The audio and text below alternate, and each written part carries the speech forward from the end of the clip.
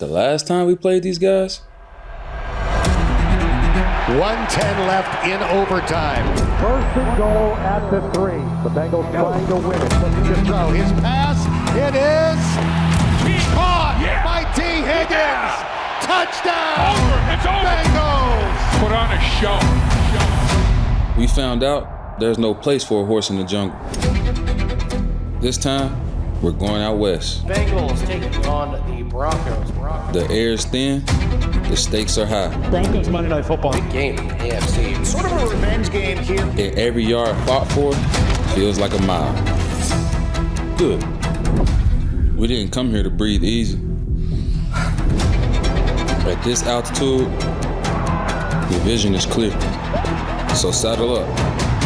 We're taking the reins now.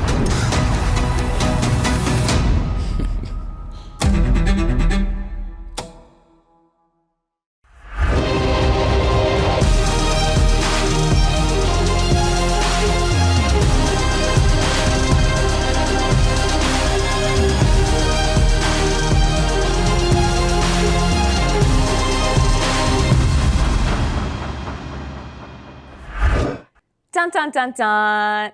Cue that Monday night anthem because the Bengals have a primetime showdown out west as Zach Taylor looks to saddle up his crew and ride into Mile High, ready to get back on track. Welcome in to Bengals Weekly. I'm Marissa Contipelli.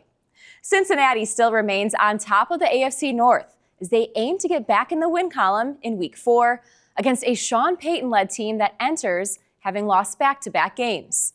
So as we get you set for Bengals versus Broncos, our athletes are more than just incredibly talented football players.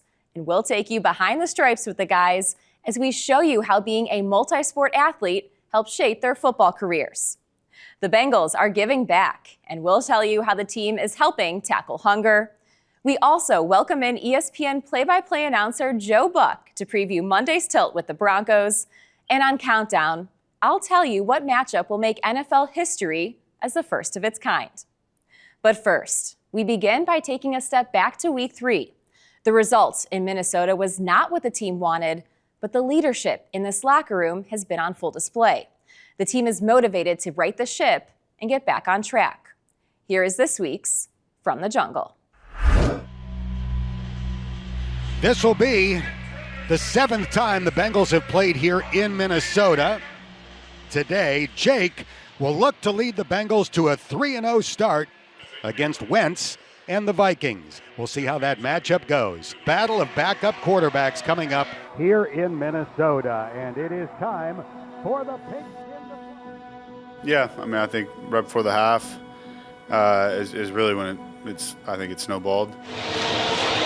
Viking defense comes up with 4 takeaways. Minnesota scores 17 points in the last 2 minutes. a halftime score. Minnesota 34, Cincinnati 3. I mean, I think you got to sit in it.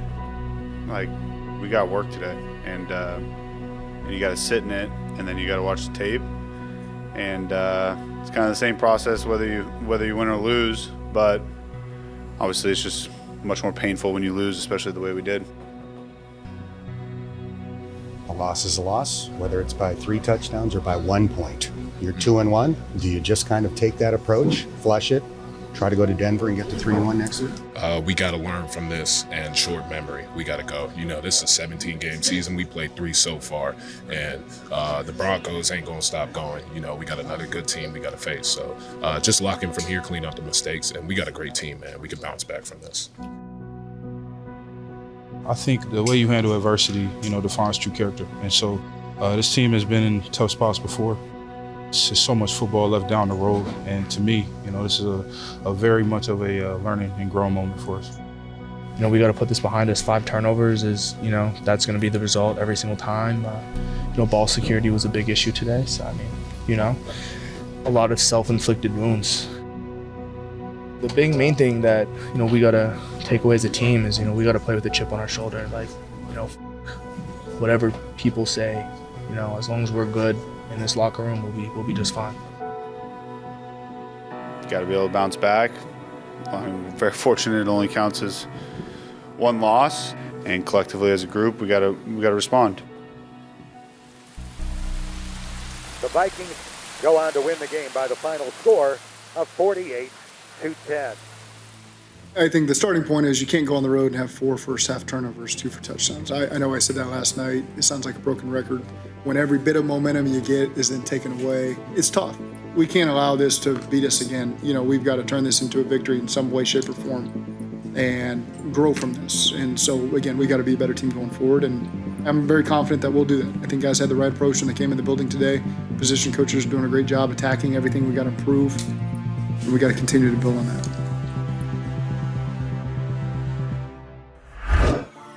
Coming up next, we sit down with some of our multi-skilled athletes as we turn back the clock to see how playing other sports helped shape their football careers. Bengals Weekly is brought to you by Kettering Health, the official healthcare provider of the Cincinnati Bengals. AltaFiber, the official Wi-Fi and internet provider of the Cincinnati Bengals. And Paycor, proud to be the official HR software provider of the Cincinnati Bengals.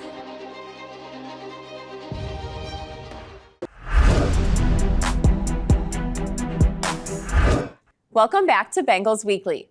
Have you ever wondered what kind of power forward T. Higgins might make? Why Dylan Fairchild has such strong hands? Or how Jamar Chase makes backflips look easy? Well, it's because each of these individuals did more than just play football as a kid. And they're not the only ones.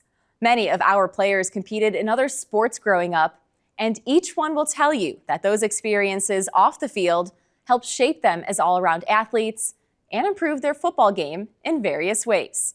We now take you behind the stripes with our multi-talented athletes. You know them as Bengals, but before they wore stripes, they dominated in arenas you'd never expect. I definitely use my basketball game with football. I feel like that helps me staying square, boxing out the DB sometimes, and going up for those jump balls. What a catch! T. Higgins! I was like a sprinter, I was a jumper. Track kind of put me on the map because I was competed at nationals, and then I ran a really fast 60 time indoors. When you're competing against Georgia and Arkansas at nationals, then like, okay, he's actually might be pretty athletic. So it actually helped my football style. That's where Andre excels. He never gets tired. He's in great shape. That comes from his track background. Track, we have to do long jump, high jump, sprints. Like you're just doing movements that you would do in any sport at a very high level. Excellent technique for Josivas to get that little bit of separation. You can be big, you can be small, but if you can run and outrun a defender, then, I mean, separation really matters. So being fast is a big, big asset to have for sure. Some Bengals shattered records on the track. Others displayed their mastery on the mats. Dylan Fairchild out of Georgia. He was 22-0, all pins. Wow. Every one. My last 2 years, I was undefeated, and those were the 2 years I won state. It was super beneficial for my mentality, just like a relentless mindset. The hand fighting, understanding like hips, just leverage, positioning, it's been huge for me, like being an O-lineman. But Jamar Chase, well, he flipped into sports, literally. Jamar Chase, whoa, what a flip. I did gymnastics back in the day, they didn't know that though. I only did gymnastics and my brother didn't want me to hurt myself. So, cause I used to do backflips off trash cans, cars, and whatever else we could do back in the day. And my brother seen me doing it one day, driving past me when I was outside playing with other kids. And later that night, he took me to a gymnastics center so I could learn how to basically do double backflips, land correctly, and just use the right forms. Gymnastics, I would say it made a difference just by being balanced. He had him in a blender and he's off to the races. Knowing what part of my body I have to control and stuff like that. There's one Bengal that we've been waiting to tell you about, who had 3 different Division I offers in 3 different sports. So in high school, I played football, basketball, and volleyball. Basketball was my favorite sport growing up. I wanted to be Vince Carter.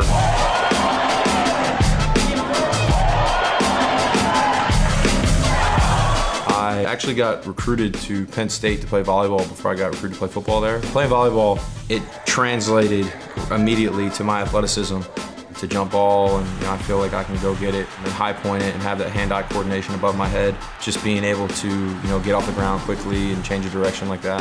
Gesicki with the pluck at the top of his 6'6" leap. All three of those sports kind of played off each other and made me, the athlete and the player that I am today. Young guys in high school, don't just set your mind on one sport and be disappointed when it don't go your way. Play multiple sports because you never know, man. You might be good at baseball, you might be good at soccer. If basketball would have been my ticket, then I would have went basketball. So you never know. I just think it's a good thing to do for the kid to find out what they like most.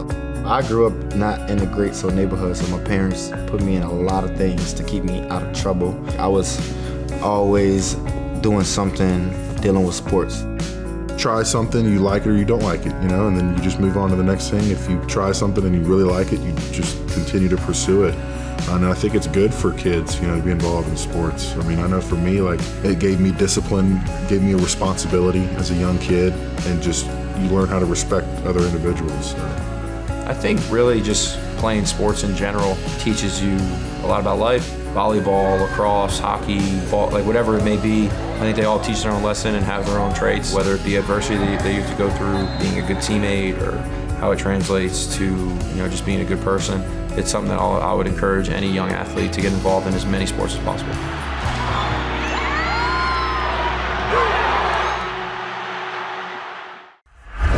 When we return, we head out to the practice fields and check in on the team's preparation for Monday nights. Stay with us here on Bengals Weekly.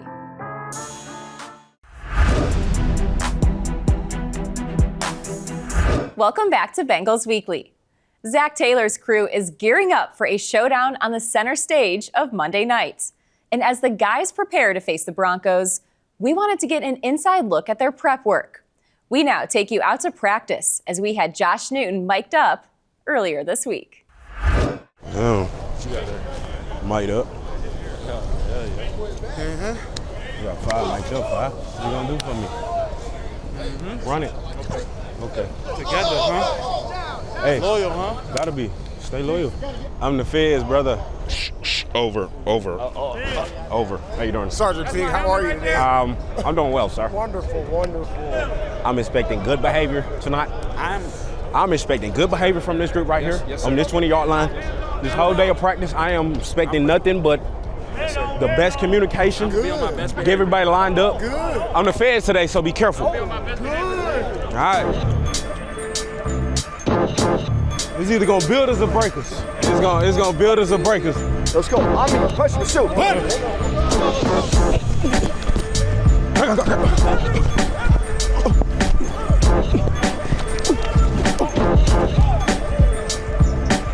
Here we go, football.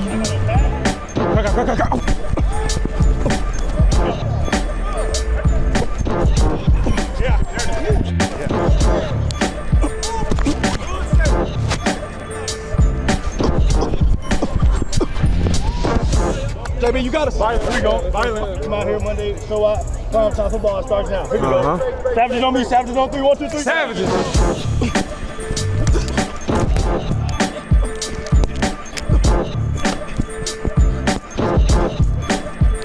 Got my running name today.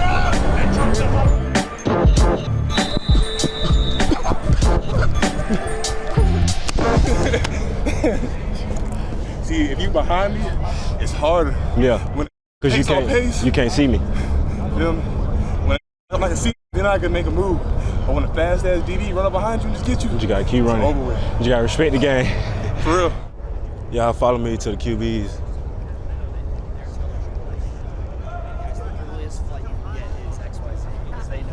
Yeah. What's up? You know I got your back on 5. You know we staying loyal right here. Yep. All right. Appreciate it. The camera on you, 5. Over there, you see him? Yeah. I had to come show you some love, bro. You already know that. The Bengals make their primetime season debut on Monday. Now, Joe Buck will be in the booth for Bengals versus Broncos as the ESPN announcer now joins Dan Horde to give us his preview. It's the Bengals and Broncos on Monday Night Football, and it is great to catch up with a guy I first met when we were broadcasting minor league baseball games many, many years ago, ESPN's Joe Buck. Joe, you were behind the mic 2 years ago for Jake Browning's second NFL start. I call it the Jake Browning game. He completed more than 86% of his passes in an upset win in Jacksonville. What do you remember about that night? Yeah, I mean, it's like the Michael Jordan game, the flu game. Troy and I don't know, halfway through that thing, we're like, damn, this guy's good. Like, he looked fantastic. There's a very basic scale that you can judge these guys on, and it comes down to, can they play or can they not play? This guy can play. He's got something to him. There's something different about him than the typical guy coming in. I felt like he was confident. He looked like the team was his. I think that's another scale too. It's like, does it look like the guys around him are excited to play with and for him? And I think the answer was a resounding yes. And I'm fully expecting he and they to come out and look a lot different than they did in Minneapolis when we all get to Denver. Last week, did it change your view of the Bengals at all? The current Bengals, the Bengals as they are now, no. I think this is a team that can definitely hang in there. They can not only survive punches, but deliver them. Troy and I are both big Zach Taylor fans. We had you guys in the preseason when Zach hung up on our Zoom call. We had a blast with him. You can tell he's so smart. He's aware of every facet of that team. We both hung up going, hey, we really like that guy. And so it's easy to root for somebody like Zach. And this team can win with Jake Browning. And hopefully, I'm not telling you anything you don't hope for every night. Before the end of the year, Joe Burrow comes back. Joe, you noted it. The Bengals are still 2-1. They're tied for first in the AFC North. What are some of the things you think they'll need to do to stay in the hunt until Joe hopefully returns sometime in December? Find a running game. I mean, the running game has been frustrating to this point. I don't care if you're Joe Burrow, Joe Montana, Joe Namath. If you can't run the ball, good luck. If you want safeties and linebackers to bite and come up and leave room behind them so that there's room for the great Jamar Chase and T. Higgins and Mike Gesicki and everybody else to get behind him, and Browning or anybody else to find him, find a running game, and that can be the cure to what ails you. Joe, let's talk about this week's opponent, the Denver Broncos. They're 1-2, but they've had the lead in the fourth quarter in all three games. How do you view Denver and some of their strengths heading into this game against Cincinnati? Their defense is very good. They've got an outstanding pass rush. They've got the reigning defensive player of the year in Pat Surtain. Offensively, Bo Nix, they're calling it a sophomore slump. I believe Denver's a good team. I believe they've got a really good head coach. I believe they've got a good young quarterback. They've got Cortland Sutton, who's a number one receiver. They've got some good 2s and 3s behind him. They're 1-2. You can make an easy case they should be 3-0. They could be 0-3. So I think it's a good matchup. I think it's a pretty evenly split matchup as far as I'm concerned going into the game. But they've got a lot of talent. They've got a coach that'll figure out ways to beat the Cincinnati defense. That's what he does. Sean Payton sits up at night figuring out ways to beat defenses. And I'm sure he'll be doing it for Monday night. So I'm looking forward to it. Joe, this has been great. Look forward to seeing you in Denver. And thanks so much for joining us on this segment. Coming up next, we check back in with Dan, who joins Dave and Jeff as the trio discuss 3 memorable Monday night performances in Bengals history.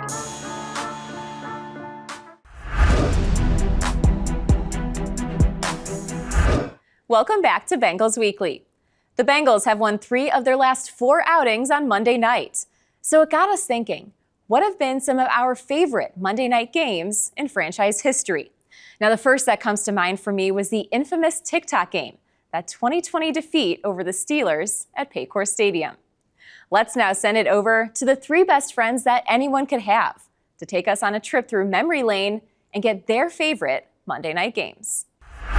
Dun, dun, dun, dun. You will be hearing that theme song on Monday night when the Bengals take on the Denver Broncos on Monday Night Football. And in this Who Day conversation, we are going to pick out 3 of our favorite Bengals Monday night memories. Lap, you're up first. Dan, you're going to like this one. The Cincinnati Bengals and Buffalo Bills put on a Monday Night Football show. The date, November 17th, 1975. It was a brisk night, as I recall, a little chilly, but it was dry. It was a great night for football. The fans were in full throat. They had themselves a grand old time. There's no question about that. The Cincinnati Bengals and Buffalo Bills lit it up. I mean, they put on a show. Monday Night Football, the fans love to see big plays, love to see big plays made by big-time players. And they got a lot of that in this football game. The Buffalo Bills answered with a ground attack. Kenny Anderson threw for 447 yards. I remember looking at him in the huddle a couple of times and thinking, is he conscious? I mean, he's playing unconscious football right now. He's at such a high level. 33-24, victory for the Cincinnati Bengals. Butch, you're up next. I'll give you a little Howard Cosell. I'm going to go, that man, Jake Browning. He's the man this Monday night, and he was the man on my Monday night memory back in Jacksonville. Seems like about 80 years ago, but it was only 2, and it was his second NFL stat.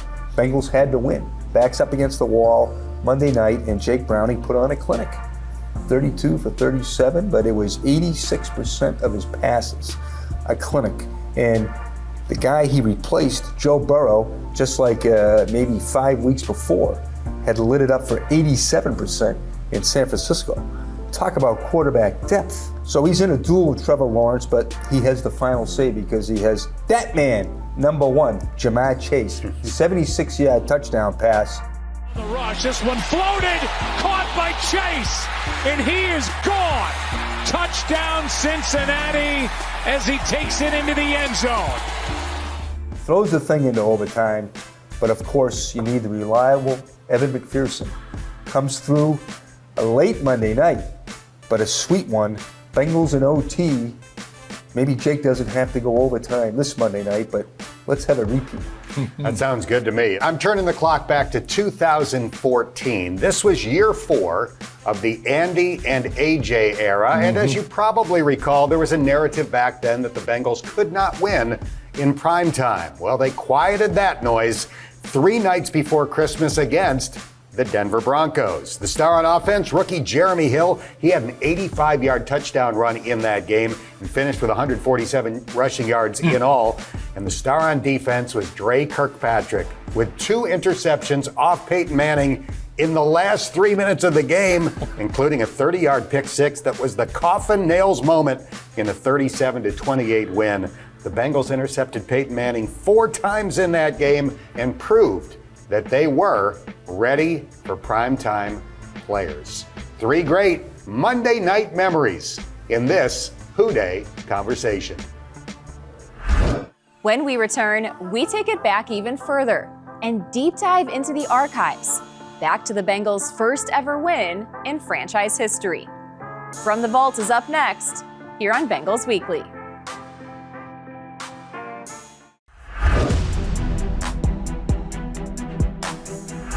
Welcome back to Bengals Weekly. The Bengals look ahead to Week 4's tilt against a Broncos team desperate for a win. Denver is coming off back-to-back losses as they haven't lost 3 consecutive games since Sean Payton's first 3 games at the helm in 2023. Now, Zach Taylor and his guys are fired up for the opportunity to get back on track on a national stage in a hostile environment.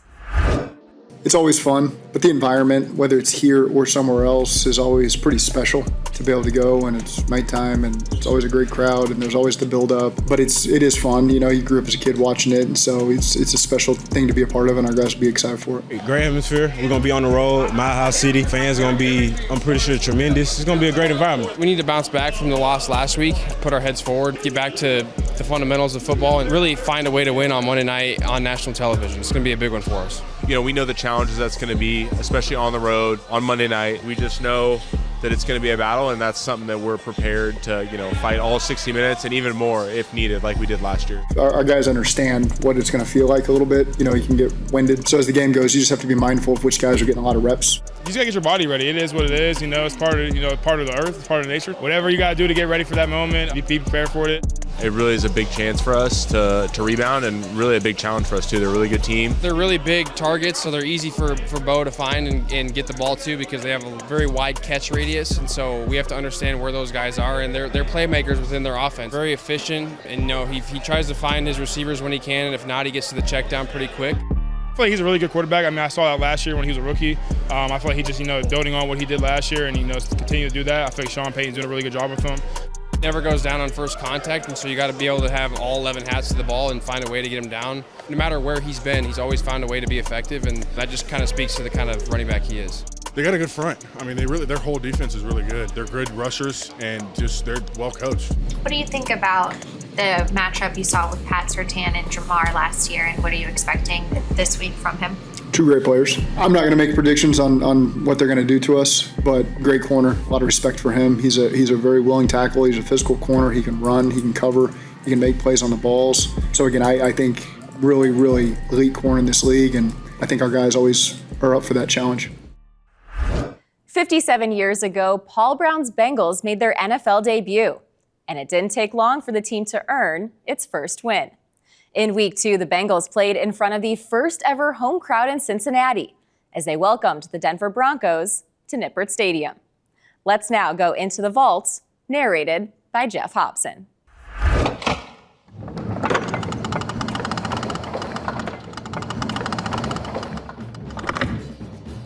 September 15th, 1968, the second week of the American Football League season and history when the Bengals claimed their first win ever with a 24-10 victory over the Denver Broncos. After a scoreless first half, the Bengals offense came alive and piled up 24 points. Leading the way was quarterback John Stouffer, who the previous December had become the first Bengal in history when Paul Brown engineered a trade with the Dolphins. He passed for 224 yards and 2 touchdowns, including a 58-yard strike to rookie tight end Bob Trumpy for the first passing touchdown in franchise history. Trumpy ended the day with 114 yards and began a star-studded career in which he rewrote the tight end position and was a historic moment for the newly founded Cincinnati Bengals.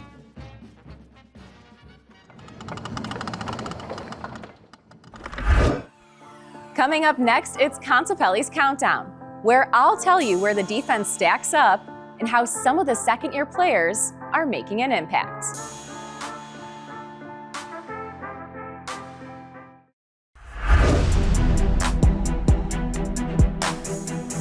Welcome back to Bengals Weekly. The Bengals return to primetime on Monday when they head west to Mile High in hopes of lassoing up the Broncos. And when the sun sets and the lights come on, well, the stars seem to shine their brightest. Trey Hendrickson looks to continue his Monday night tear.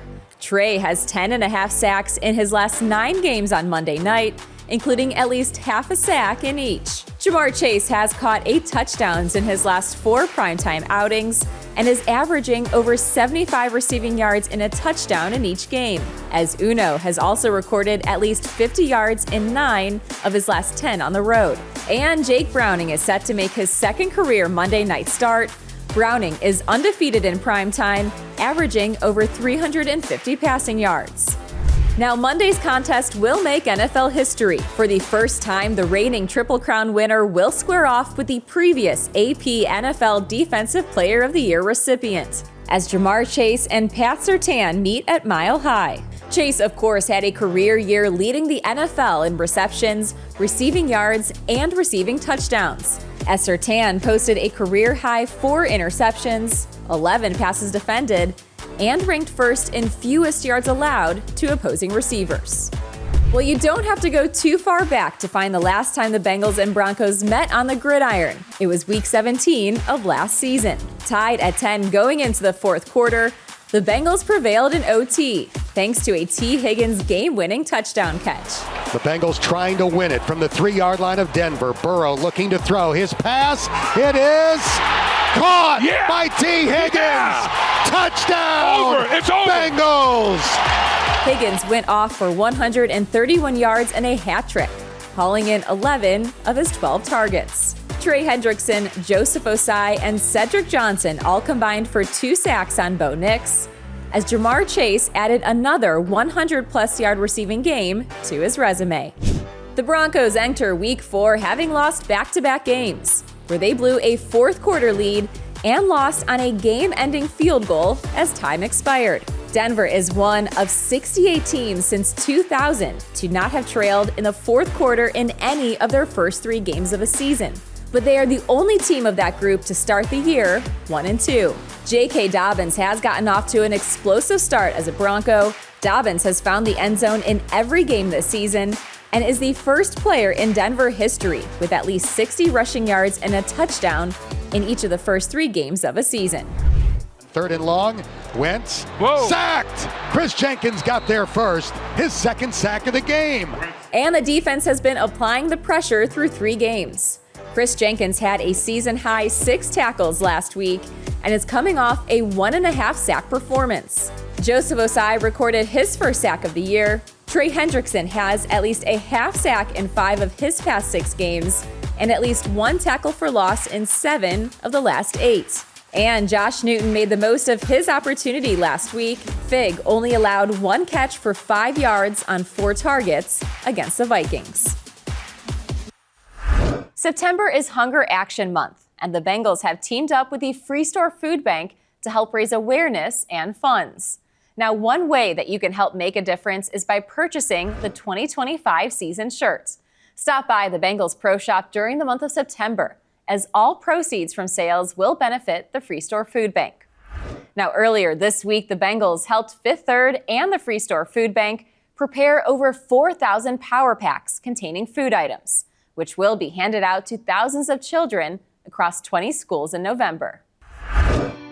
Last time I did a pack in boxes, I got yelled at because I messed it up. Try not to yell, I promise. Is there 6 in here? Yep. Oh my goodness. It goes fast. See, there you go, around the world. There you go, and then pop the one out. Today we're partnering with Fifth Third Bank and the Bengals organization to Huddle for Hunger. We're here to make sure that we address the very strong and very unfortunate occurrence of food insecurity by partnering with Free Store Food Bank and the Bengals to pack 4,000 meals for our most vulnerable young people. This corner underneath. There you go. There you go. You got it. Go, I got it. The entire partnership with the Bengals organization has really been tremendous. Open in Orange this year was a huge success. We also just celebrated our 23rd annual Taste of the Bengals event right here at Paycor Stadium. For those of you that do not know, there are 82,000 children in this community that do not know where their next meal is coming from. This event and Free Store Food Bank and what they do year in and year out helps fight that fight. The Bengals organization has really rallied around our vision of a hunger-free, healthy, and thriving community. 1 in 6 children in this country faces food insecurity. With the 3 of us, Free Store Food Bank, Cincinnati Bengals, and Fifth Third Bank, being so rooted in this community, it's only apt for us to step up and lean in where we're needed. Oh, they're getting faster now. Okay, last one.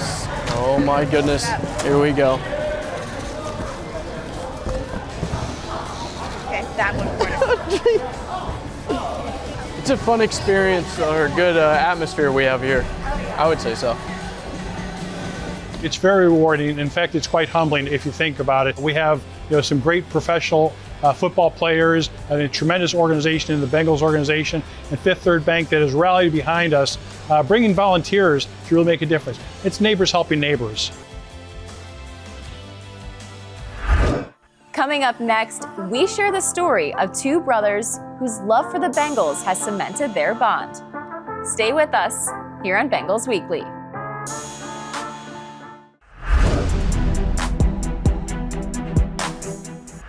Welcome back to Bengals Weekly. Lifelong Bengals fans Jeff and Steve Nagel are as close as they come. Brought into this world together, their bond has always been special. But their shared love and fandom for the Bengals has tightened that connection even more. Growing up as identical twins has been a true blessing to us. We've always been together. We've always seemed to do everything together. To have your best friend with you from the day you were born, unconditional love, it's something that we wouldn't trade for the world. Hi, I'm Steve Nagel. And I'm Jeff Nagel. And we're the Bengal twins from Dayton, Ohio.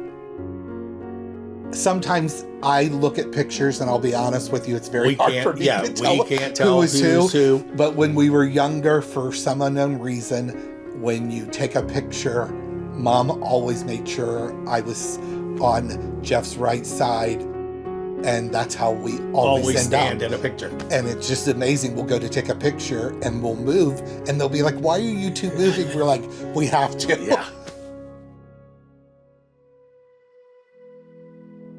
Being a Bengals fan has been something that has been part of our family since we were kids, with our aunt and uncle having season tickets, and now my son has season tickets. And I think to be able to look back and see for generations the love that we share for the Bengals has just continued on, has been amazing.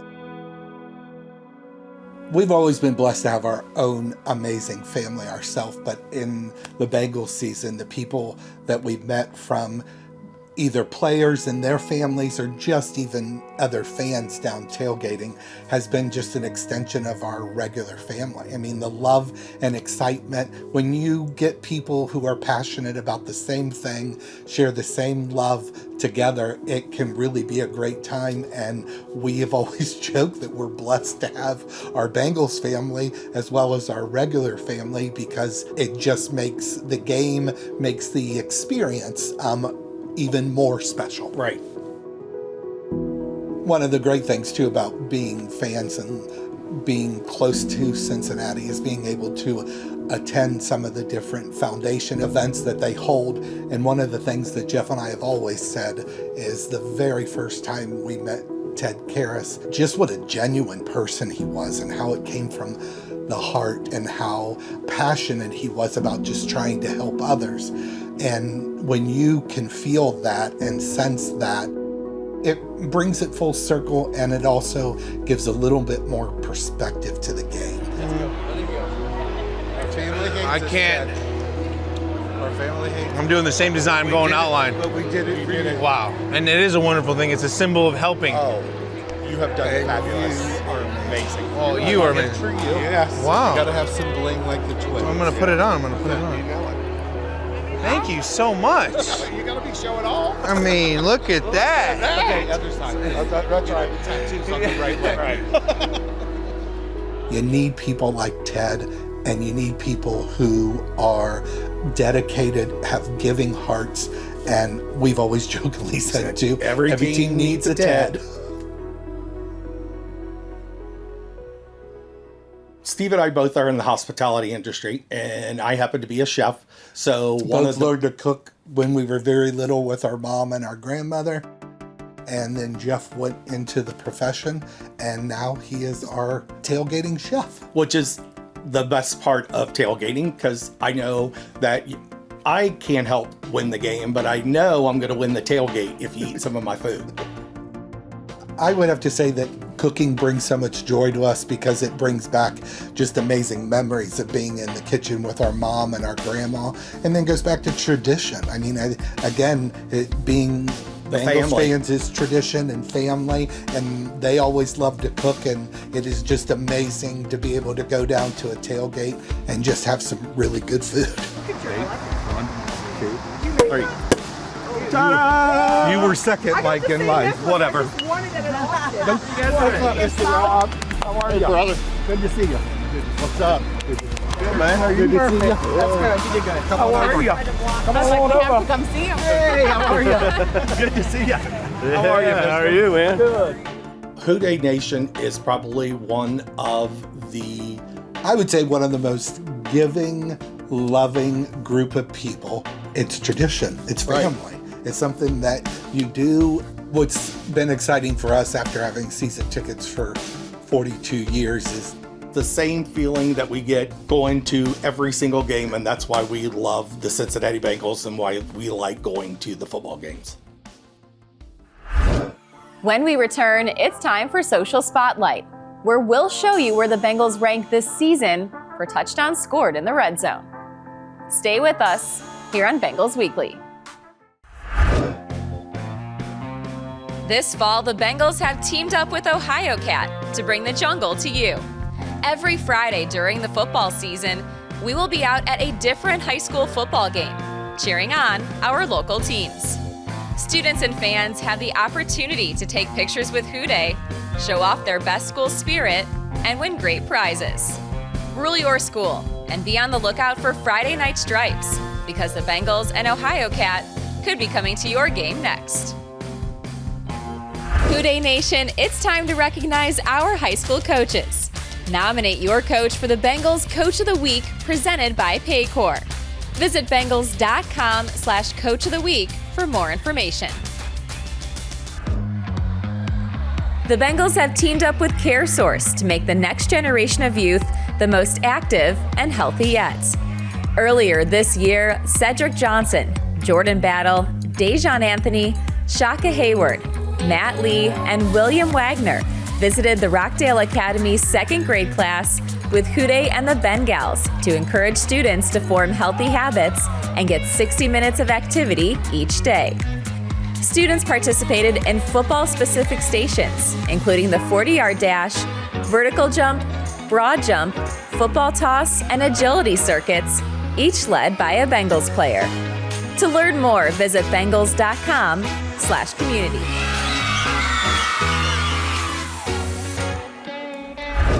Well, it's now time for us to see what chatter has been around the wavelengths on the web this week, as it is time for our Social Spotlight segment, and we're going to kick things off by checking in on a stat from the Bengals offense. You look right here, PFSN pointing out the Bengals have a red zone touchdown rate of 75%, one of the highest in the league this season. We, of course, saw them find the end zone in that situation last week with a Drew Sample touchdown.